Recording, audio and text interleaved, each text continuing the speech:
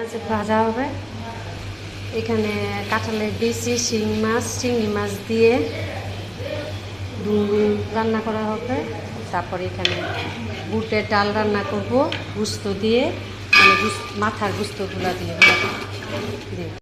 এগুলো আছে মাথার গুস্ত। হ্যাঁ ঠিক আছে, মাথার গুস্ত দিয়ে রান্না করব ডাল।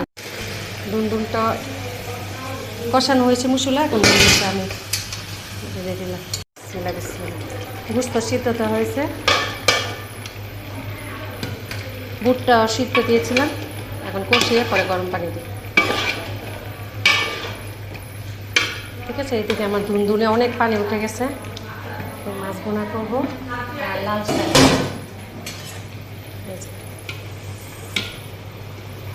দিচ্ছি, অল্প একটু কালি জিরা দিলাম। এখন শাকটা দিয়ে দিব। শাকটা আগে সিদ্ধ দিয়ে ফ্যাটলাই নিয়েছি, একটা কাঁচামরিচটা দিয়ে দিলাম।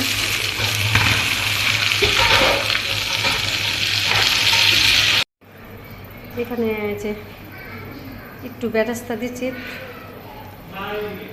মাছের জন্য করেছিলাম, বেরেস্তা দিচ্ছি অল্প একটু। এটা হচ্ছে ডাল। তারপরে যে মাছটা এখানে মাছের উপর পেঁয়াজ দিচ্ছি। এভাবে খেতে সবাই পছন্দ করে বাসায়, মাছ ভেজে বেরেস্তা দিলে। এই যে লাল শাক, এটা হচ্ছে ডুমডুম চিংড়ি মাছ দিয়ে, সাথে শিং মাছ ছিল।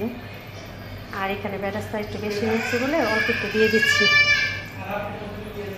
বুটের ডালে। এইভাবে মাছটা খেতে সবাই পছন্দ করে।